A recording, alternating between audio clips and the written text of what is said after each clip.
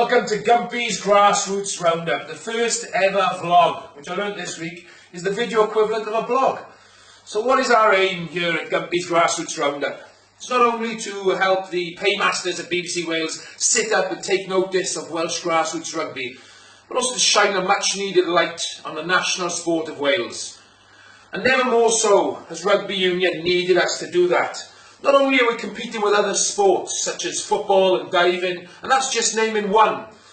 In all seriousness though, today young boys and girls around the country have got computer games, social media, a whole host of things to compete with rugby union. And we really need to help rugby union get behind the clubs that make up the social hub of our community. We were hoping to film today's vlog from some junior rugby, but let's be honest, it wouldn't be grassroots rugby in Wales if the weather didn't have a say in it. So here we are, at the very heart of Welsh grassroots rugby. I hope you enjoy the vlog.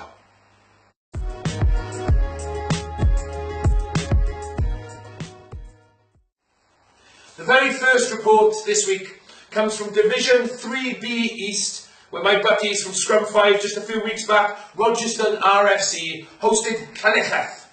Searching for their first league win, head coach Darren Venn said he's very enthused by the defensive effort put in by the lads. Unfortunately though, the Stags came up short, losing 12-22.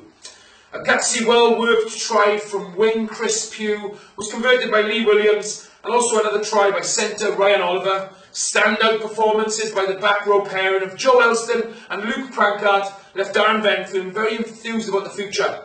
Calling the club in transition but on the up. Training is Monday and Thursday night at 6:30 down Newport Fugitives Athletic Club. If you're local to the area and you fancy trying out a bit of rugby, why not get down and help Darren and the boys get the team back on the up.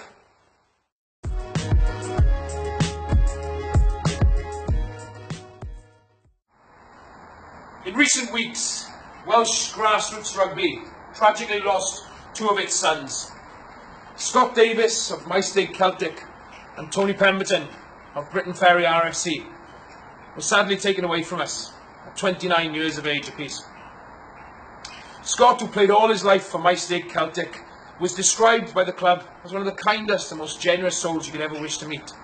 And as a mark of respect, Maesteg Celtic's arch rivals, Maesteg Quins, opted to play their league fixture against Seven Sisters in Division 1 West Central, wearing Celtic's away jersey.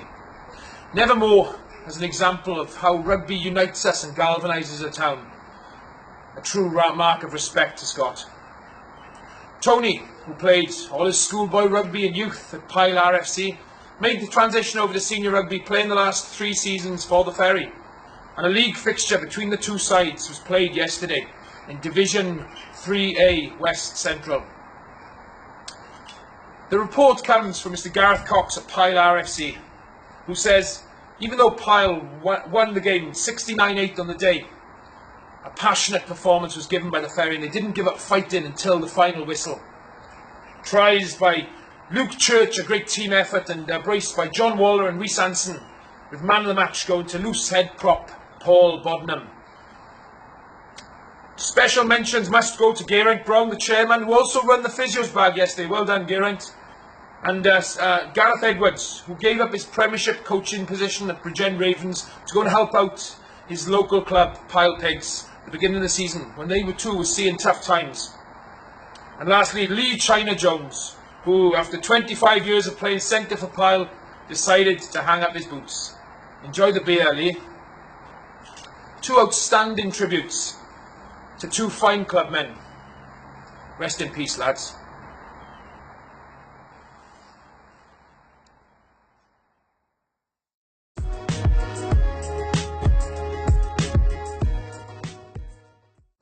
Well, where was Gumpy yesterday, you might ask?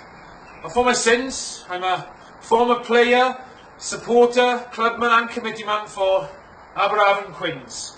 And we hosted Bridgend Athletic yesterday in a league fixture from Division 1 West Central. Masters of our own downfall, I suppose, would be the ultimate surmise of the game. Missed tackles cost us dearly, even though we had the bulk of possession and territory. Ford Cooksley, ankle tapped just before going under the posts in the first half. Could have been a pivotal moment in the game, but I still think if those tackles were made, boys, we could have been celebrating a victory. Otherwise it was 7-22 to our visitors, Gender Athletic. Ryan Pugh scoring the sole try and converting it himself for us underneath the sticks in the second half. Carry hard, boys. Let's get back on the paddock now next Tuesday in training. Get the numbers there and let's build from here.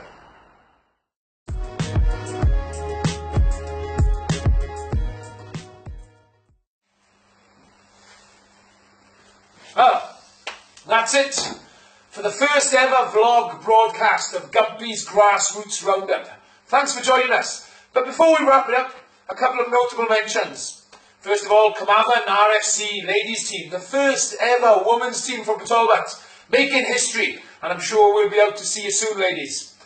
I also know that Seven Sisters under 15s girls are checking in on the vlog, and good luck to Sue and the girls there for the rest of the season. I'm sure we'll cross paths very soon.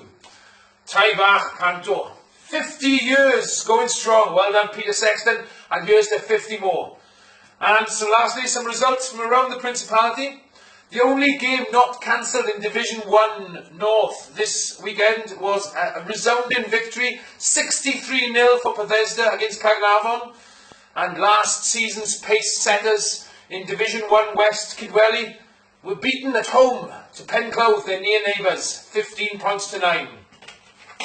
So, whether you're sitting at the back of the bus, ladies and gentlemen, singing and resounding a sterling victory, or whether you're sitting at the back of the clubhouse, drowned in your sorrows after that fine margin defeat, whether it's a try in the corner or that one late tackle which saved the game, Grassroots Rugby does it all for us.